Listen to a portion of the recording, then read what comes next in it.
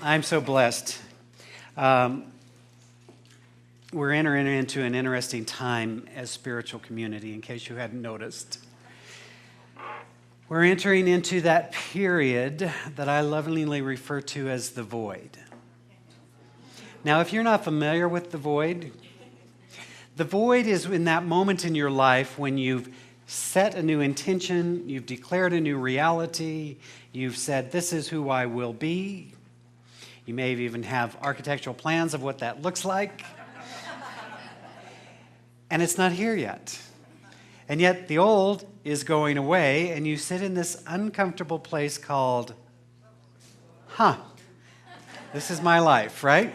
So as Linda mentioned, although she did give you some false information, so I'll clean that up. Which she's wont to do, by the way. You really want to watch her. You want to listen to those announcements pretty darn clear. For those who are part of the moving team, if you want to go directly over to the brickyard, grab stuff. We've got a great big truck that's going to house everything, and that will be then coming over to the new location. If you just want to go visit the new location and have no interest in picking up boxes, that's all right too. We love you, we forgive you, because today's all about forgiveness. And so it's a wonderful time. And so this will begin, this is the kind of the before picture. So if you're not good with these things, if you don't have vision, you'll probably be amazed at the after picture, right, when we're all done. And so we'll begin, as Linda mentioned, we're going into a hibernated state of digital awareness, which means that we live everywhere as an office. We're working through that. It's great. We've got an amazing team.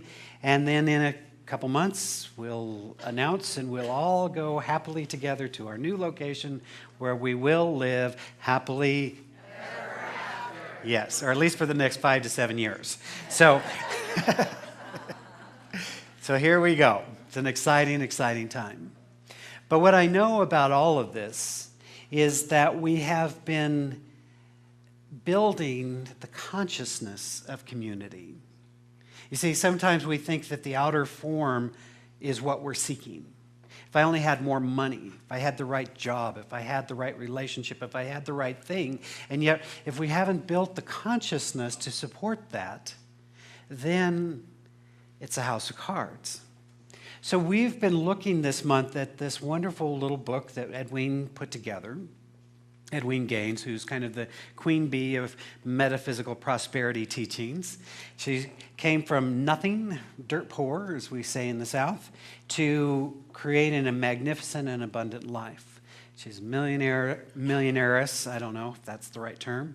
You know, she's created a wonderful life, but more importantly, she has accepted as her mission on the planet to help transform the consciousness of lack and limitation. You see, we live in an abundant universe. We live as abundant beings because we are one with the divine presence. And yet, sometimes people don't experience the fullness of their abundance. Have you noticed that? Have you ever been one of them? Yes. Hello. So these 4 spiritual laws are simply helping us to shift our consciousness and to move it in such a way so that we truly understand the spiritual origins of our greater good. You see, I believe that one of the impediments to our full understanding and embrace of who we are resides in this kind of twisted mentality that exists quite commonly in our world, that somehow it is better to be poor so you can be spiritual, right? That you can either be a spiritual being or you can be rich, right? And so, I mean, that's a concept that's out there. And so sometimes we struggle with this. It's like, well, I want to be rich, but I don't want to be one of those nasty, mean people, right? Like those are the only 2 options, you know? So I'll just be poor but honest. You ever heard that one? Again. So what we know in this room is that our lives are a reflection of our consciousness, of our awareness, of our sum total of our belief system, of our feeling and thinking nature. And so it is an opportunity for us to move into a greater state of awareness and understanding when we begin to understand, perhaps, as Jesus said so beautifully, that it is the divine presence, good pleasure, to give us this kingdom. So often what we do is we approach life as if it were separate. That over here, on one hand, there's my spiritual life, and on the other, here's my material life. And so we act as if those two are somehow separate. When I began to understand these teachings, I began to appreciate that perhaps the impediment to my greater good was not God withholding from me, but rather my own misconception of how life worked.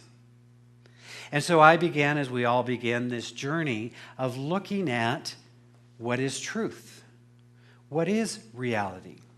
I did not grow up with a concept of God as my life and being. Just want you to know this.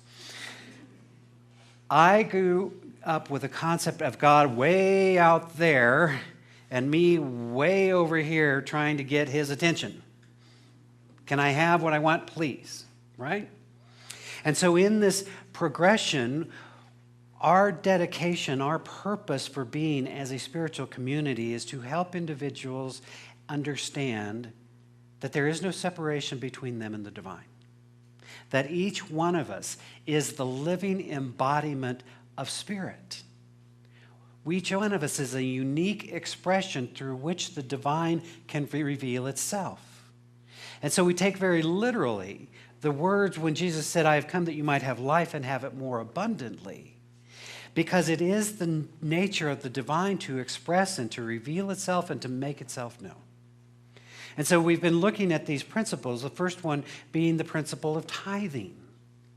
Giving first back to your spiritual source and the recognition that all of our good comes from the divine, not from our job, that's an avenue, or from our ways we've set up our income, but it all comes from the ultimate source. And in doing so, we begin to participate in a divine flow.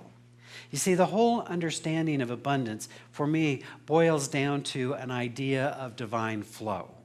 The word itself abundance comes from the root, abundar, which is flow. And so when we begin to understand this, that the nature of life is to flow, if all of life is but energy, the nature of it is to flow. And so tithing is a spiritual practice that allows us to do that. Then we realize we have to use our intention to tell the universe what we want.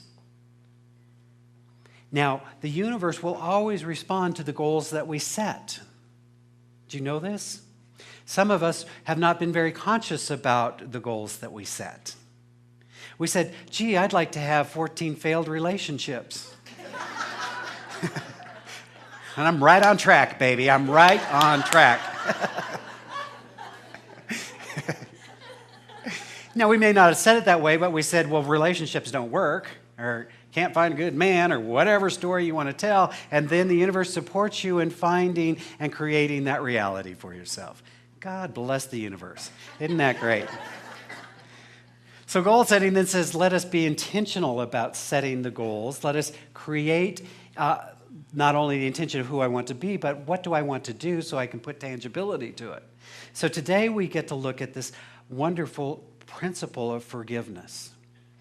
And the great spiritual masters through the ages, particularly embodied in Jesus, have helped us to understand that this is a practice. It is not a one-shot and you're done kind of thing. It is an ongoing practice to look within myself to say, where am I withholding love? Or as Mary Morrissey says it so beautifully, who's not safe to walk through the corridors of my mind?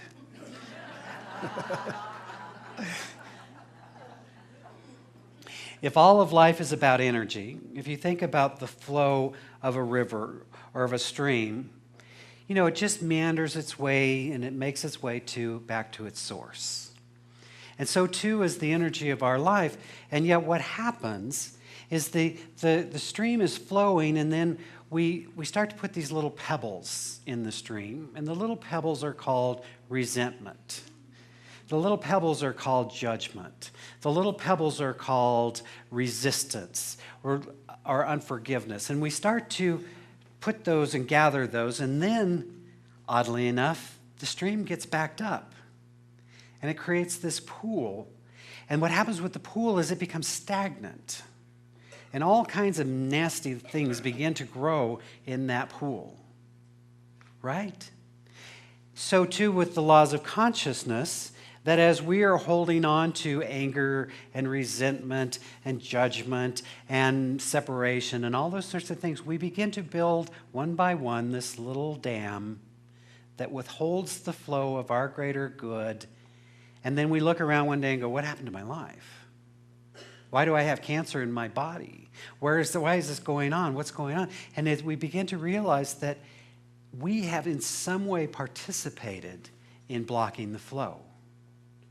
So when we're willing to begin the forgiveness work, it's piece by piece, removing those pebbles, taking away the things that are blocking our greater good, so that we might experience divine flow again.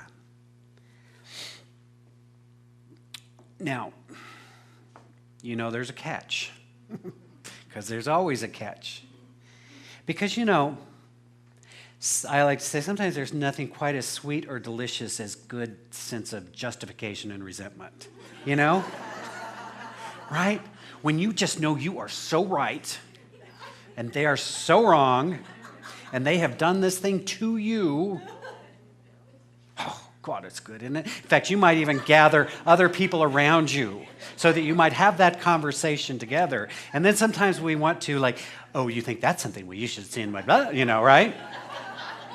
I see the sisters, they have stories, I'm sure, about dad and mom, and, we're all worked up, and we're all like, oh, isn't this so great? Look at us blocking the flow of our good. Isn't this fun? Yes, exactly.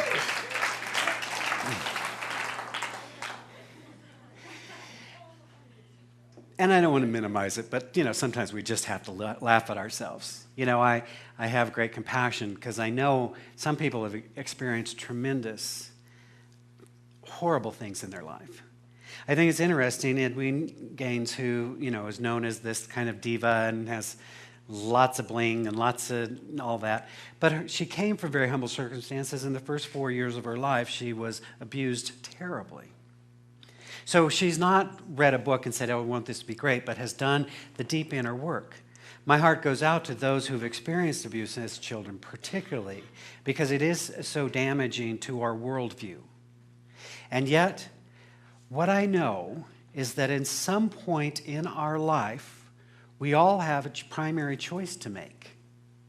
We all have a primary choice. And that primary choice is, will I be a victim or will I be victorious? And victim allows me to stay in that savory, sweet place of being pissed off at the world, right? Being justified in my anger because those horrible people did this horrible thing to me. Whereas victorious says, I am the authority in my life. I choose to live a more powerful and authentic life. I choose to live life fully, and I will now transcend and transform whatever has happened to me and use that energy for greater good in the world. It's a powerful work, and it's not always easy, and it's not always pleasant. In fact, very often when you're in the throes of it, it's not pleasant one bit. And yet, it is worth it. For we must be willing to release that. You see, that's why, victimhood, I struggle with this. I do. I'd like to tell you that I have resolved it.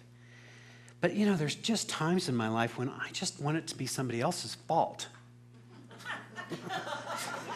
Is that so wrong? I just want to blame somebody else. Because, that's the joy of being a victim is whatever's happened is not your fault. Mom, dad, IRS, whatever, you know. The teaching says I must be willing to take full and complete responsibility for my life. Not everything that's happened to me, but my reaction to everything that's happened to me. Who will I be? Will I rise above this? Will I transcend these experiences? There's a wonderful story in the Bible about Solomon, the great and wise Solomon, king. And he's given this amazing kingdom. And that's cool. He's, I always say, it's like at the beginning of anything, isn't it wonderful? Isn't it great when you land the job that you've always wanted and they give you a nice title? You go, yeah, this is great. Talking about ministers, how we're hired onto the church and then they throw a big celebration and they install us and everybody puts a crown upon us and gives us our scepter and says, you're fabulous. And then the next day the work starts.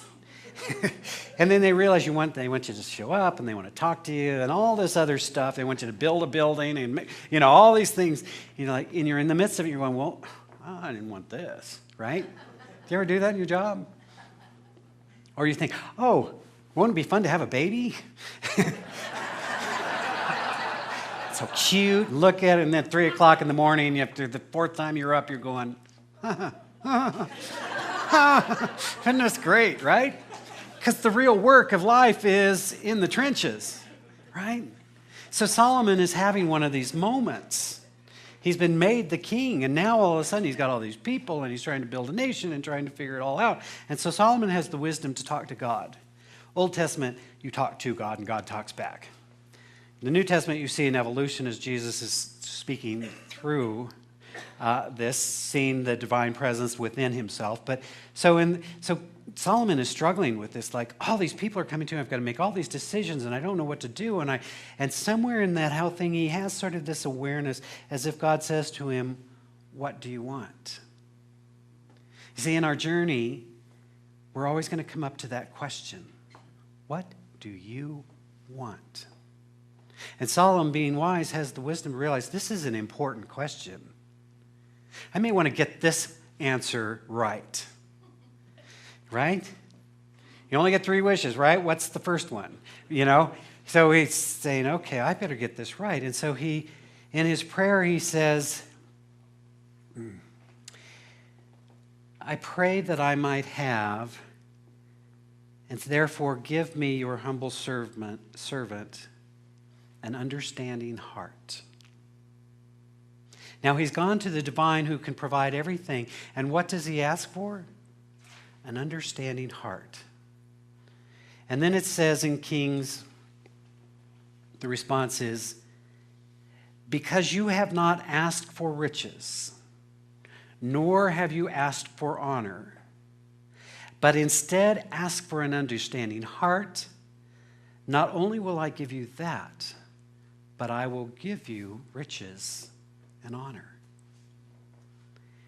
Jesus said it a little differently, but he said, therefore seek first the spiritual dimension, the kingdom of heaven, this greater understanding and awareness of truth, and then all these things shall be added unto you.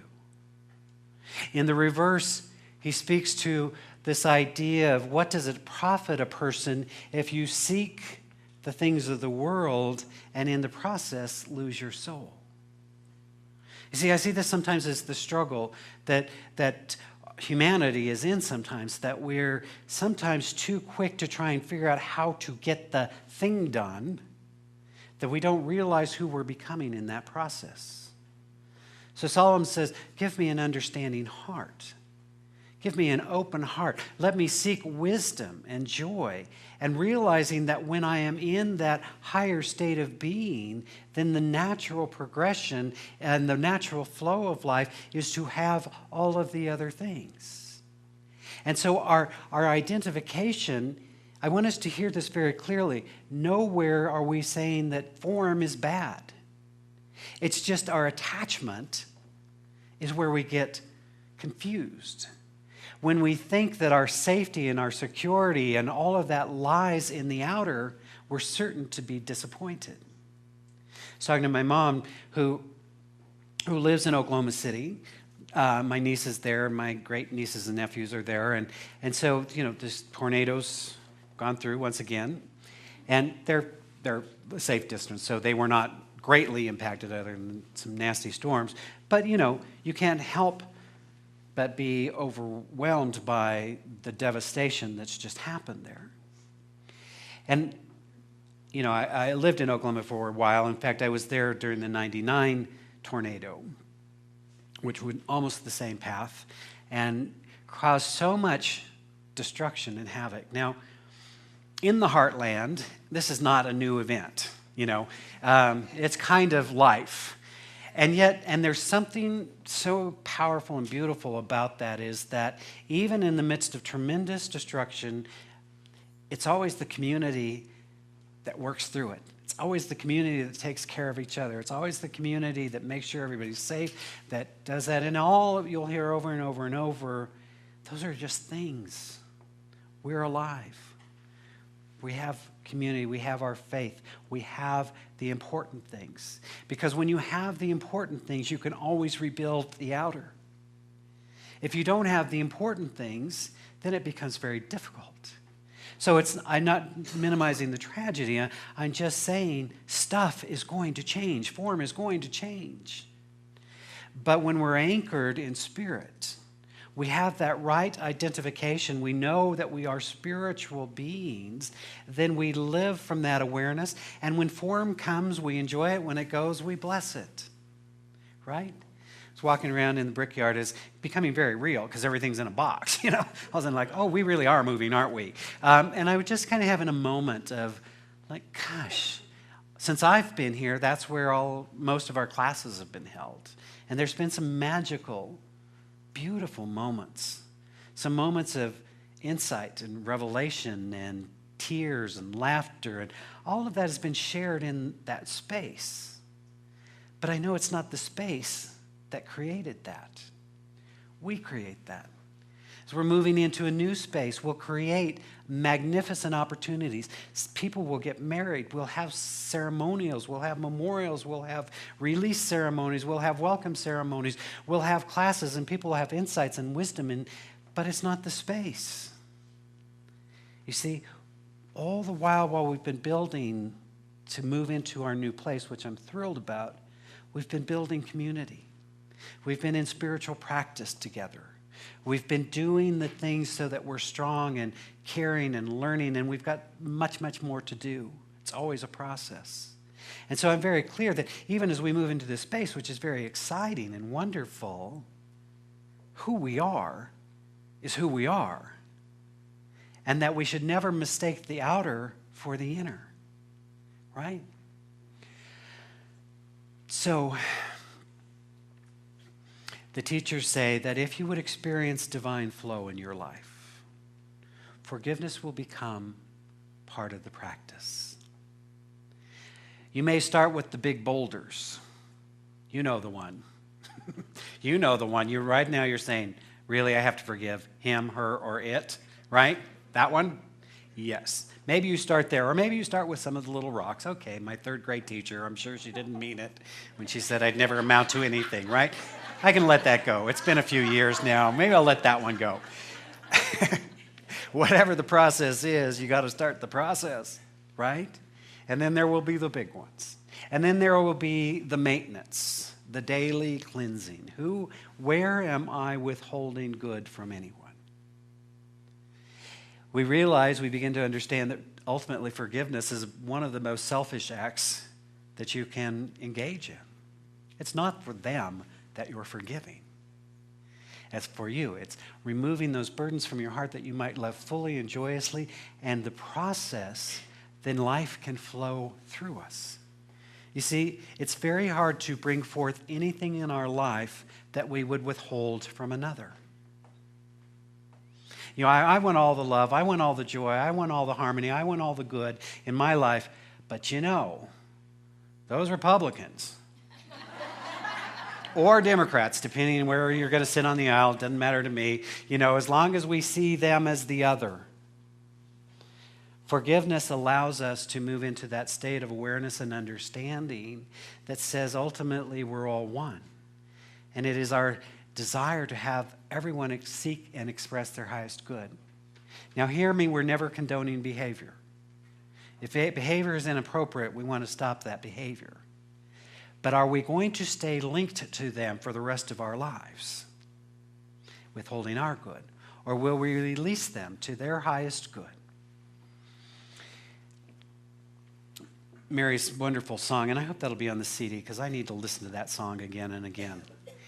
But blessing all of it, the good, the bad, the ugly, right? The in-between. What I can see is the greatest betrayer in my life is also my greatest teacher.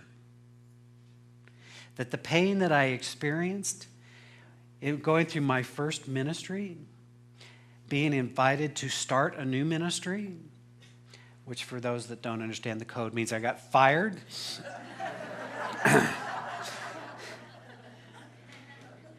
Now, I could still be bitter today about that person because I was done wrong. I was done some kind of wrong. In fact, I could write a song about how wrong I was done. Sounds like a great country song, exactly. And I wouldn't have the life that I have today. And what I began to understand was that that experience, as painful as it was also the core of the ministry that I have today.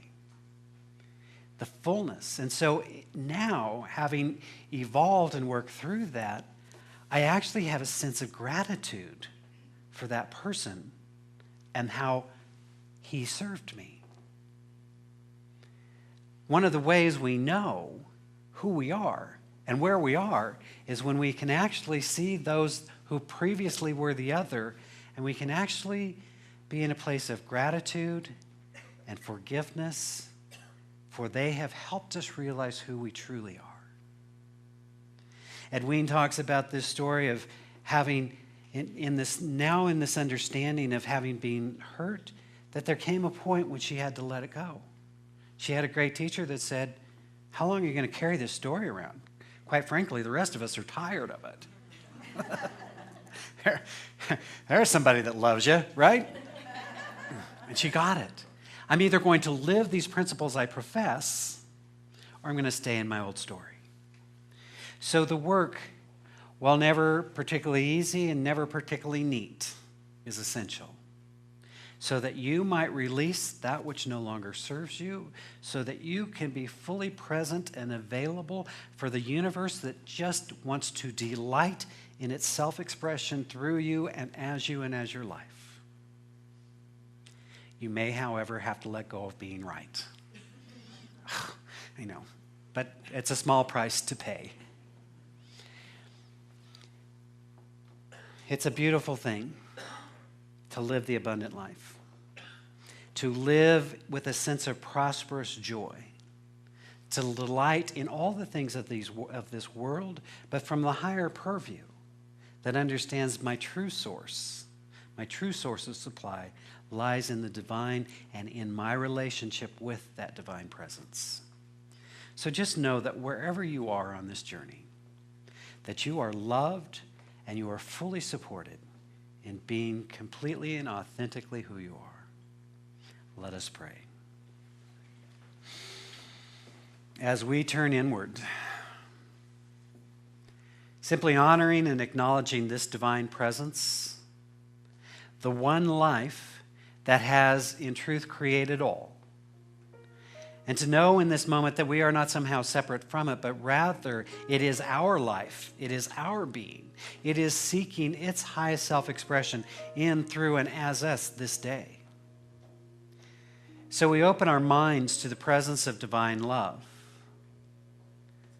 realizing that it is our choice to love in every moment, to love that which seems unlovable, to choose beyond the lower reactions to that higher sense of divinity, of holiness, of purity. willing to allow this divine presence to flow through us graciously. In this moment, we're simply allowing wholeness to reveal itself as health and well-being and vitality through every cell and every system of our being. We're allowing abundance to flow joyously and easily as we unconditionally give and unconditionally receive of our endless bounty. We're moving into a new state of awareness that recognizes true source, that honors our own oneness with that which is whole and beautiful and perfect.